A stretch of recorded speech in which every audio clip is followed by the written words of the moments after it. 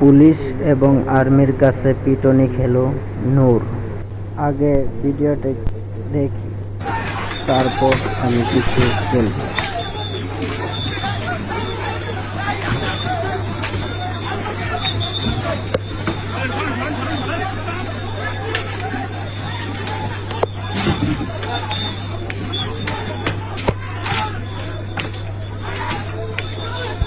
আসলে বাংলাদেশ ঠিকই আছে, কিন্তু বাঙালিরা আর নাই।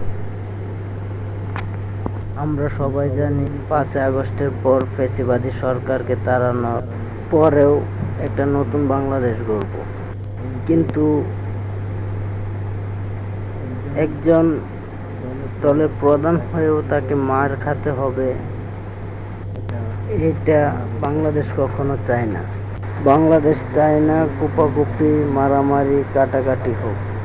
আমরা সবাই একটা স্বাধীন দেশ চাই।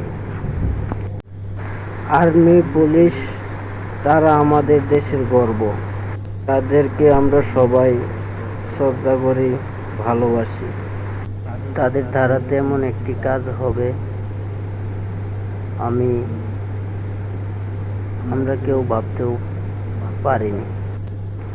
ভাবতে পারিনি বলেই আমরা 5ই আগস্টে তাদেরকে পাশে পাইছি।